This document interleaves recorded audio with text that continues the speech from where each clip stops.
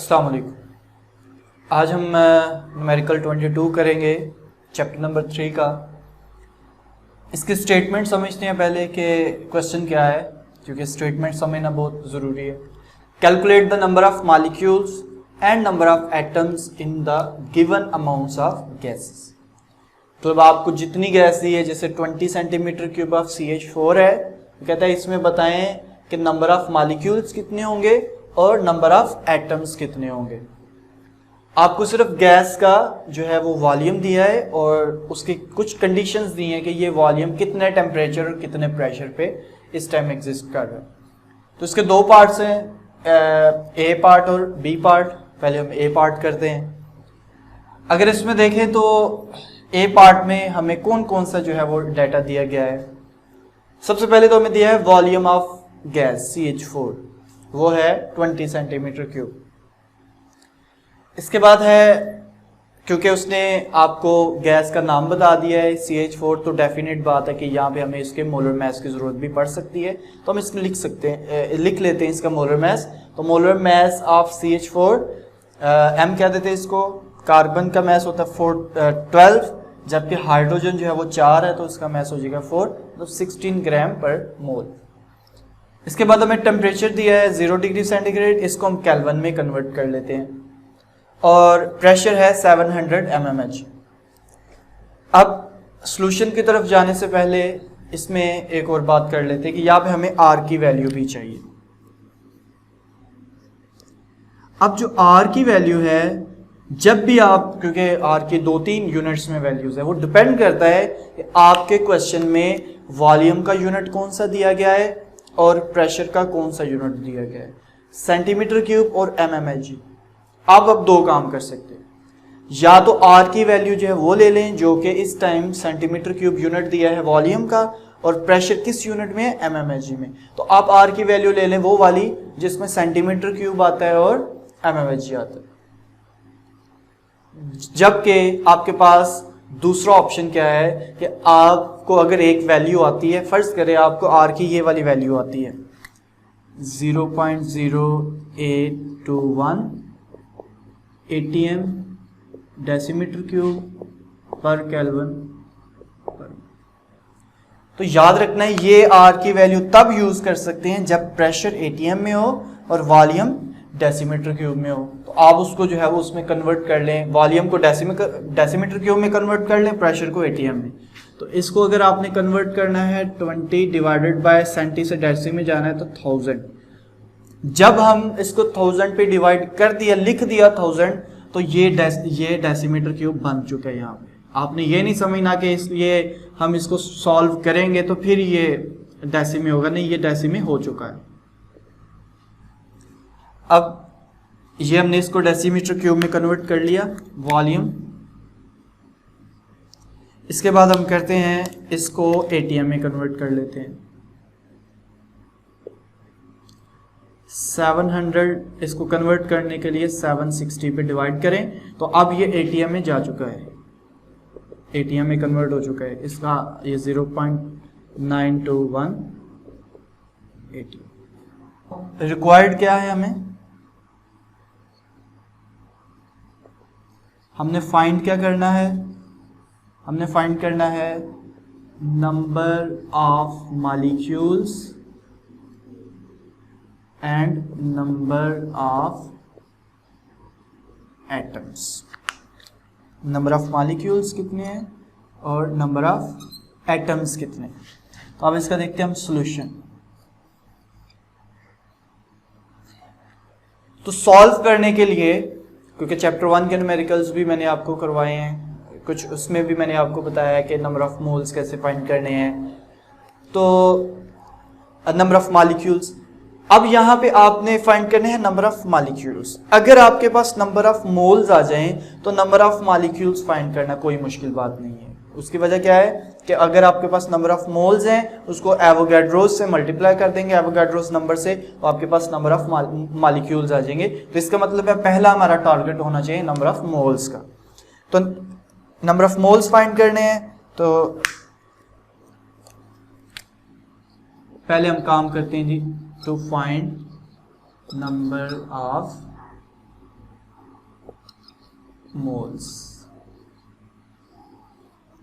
इसके लिए आप यूज कर लें PV is equal to nRT, क्योंकि नंबर ऑफ मोल्स का वैसे तो जो चैप्टर 1 में अब करते हैं मैथ दिया डिवाइड करते मोलर मैथ पे, या एक और तरीका था कि नंबर ऑफ मॉलिक्यूल्स दिए तो उसको एवोगैड्रो से, वो अलग तरीके थे। अब यहाँ पे क्योंकि हमें वॉल्यूम दिया है, मोलर मैथ है, टेम्परेचर है, P है, तो अब हम ये वाला इसकी मदद से भी नंबर ऑफ मोल्स फाइंड कर सकते हैं। ठीक है, तो ये चैप्टर 1 से जरा डिफरेंट है।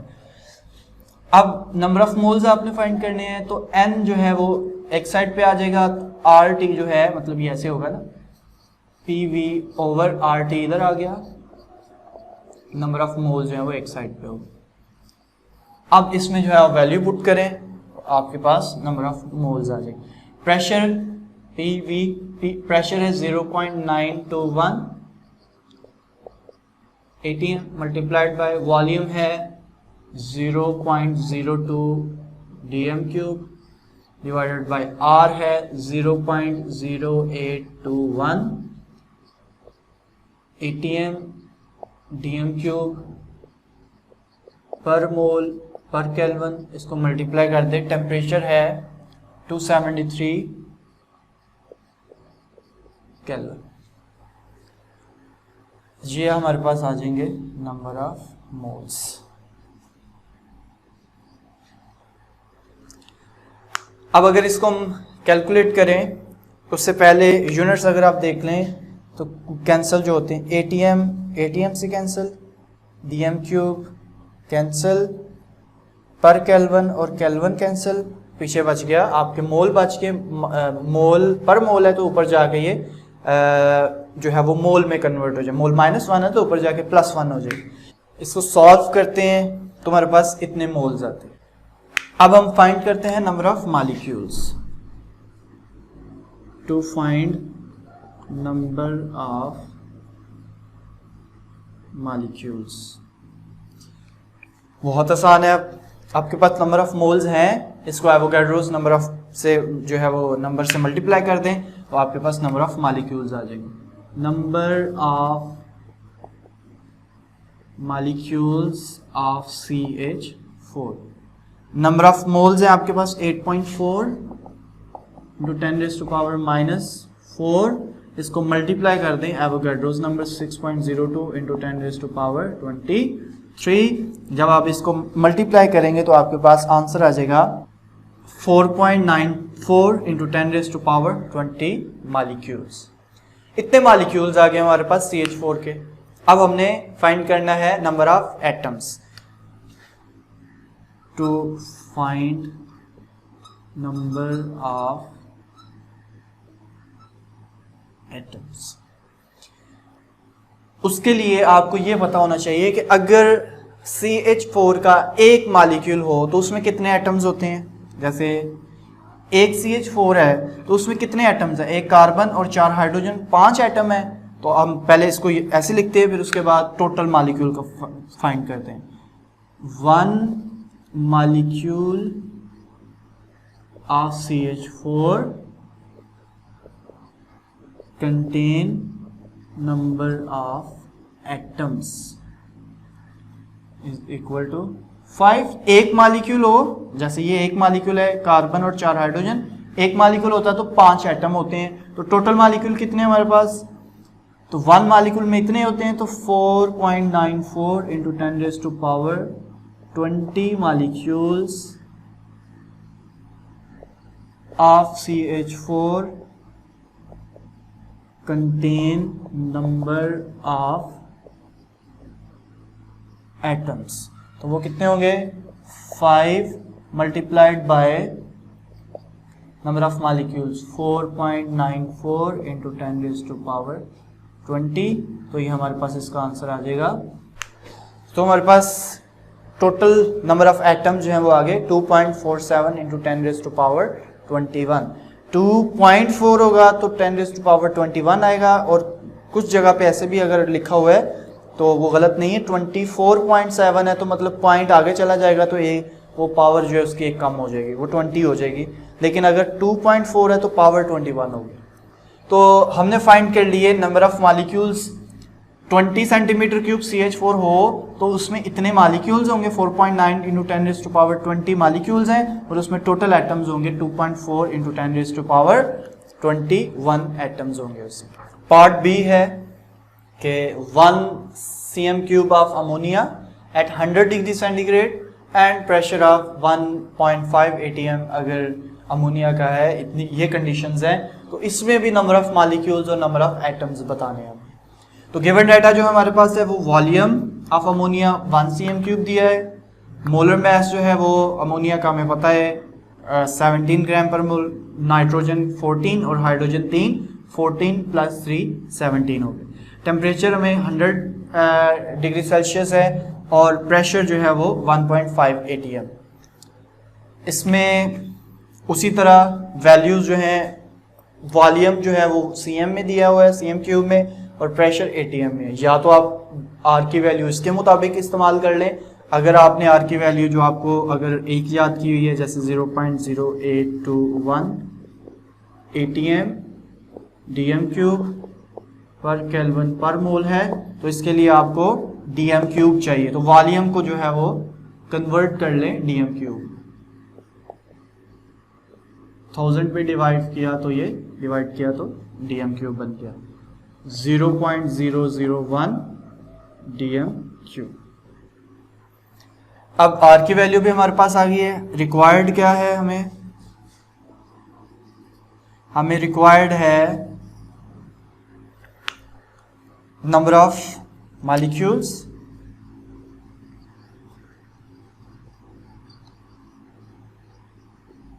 And number of atoms of ammonia. Definite बात है। अब हम अमोनिया के बारे में कर रहे हैं, तो सॉल्यूशन यहाँ पे हम इसका अब देखते हैं कैसे होगा।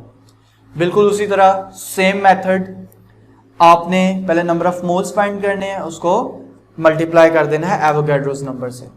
तो यहाँ पे टेम्परेचर को भी चेंज कर लें, केल्विन में 273 प्लस करें इसमें,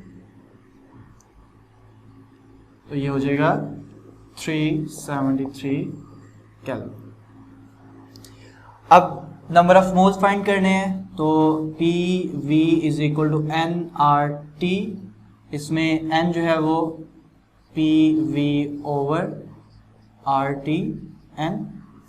इसमें अगर आप वैल्यूज पुट करें प्रेशर की वैल्यू, तो प्रेशर है 1.5 atm, वो पहले ही atm में था, तो n = 1.5 atm multiplied by volume है dm³ में 0.001 dm³ डिवाइडेड बाय r है 0.0821 atm dm³ पर केल्विन पर मोल, और मल्टीप्लाई करना है इसको टेम्परेचर से 373 केल्विन। अब उसी तरह atm कैंसिल, dm³ कैंसिल और केल्विन इससे कैंसिल। तो नंबर ऑफ मोल्स हमारे पास आते हैं 4.89 इंटू 10⁻⁻5 मोल्स। अब हमने मोल्स नहीं फाइंड करने, एक्चुअली हमारा टारगेट क्या है, नंबर ऑफ मॉलिक्यूल्स और नंबर ऑफ एटम्स। तो अब यहाँ पे उसी तरह आपने पहले लिख लेना है कि आप क्या करने लगे हैं, to find number of moles, to find number of moles. अब यहाँ पे आप करेंगे to find number of molecules.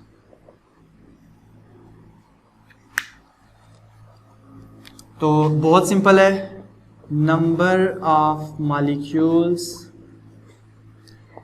Of ammonia equal to number of moles, मतलब ये ऐसे होता है ना, नंबर ऑफ मोल्स और उसको एवोगैड्रो से मल्टीप्लाई कर दें।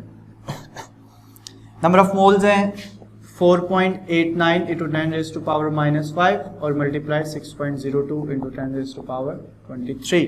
तो नंबर ऑफ मॉलिक्यूल्स जो हमारे पास आते हैं 2.95 इंटू 10⁻19 मॉलिक्यूल्स। तो ये है आपका पहला टारगेट, पहला answer, number of molecules in ammonia. अब हमने उसी तरह फाइंड करने हैं नंबर ऑफ एटम्स तो लिखेंगे हम to find number of atoms. तो उसके लिए उसी तरह पहले एक मालिक्यूल हो तो कितने एटम्स हैं और इतने मालिक्यूल में फिर कितने होंगे।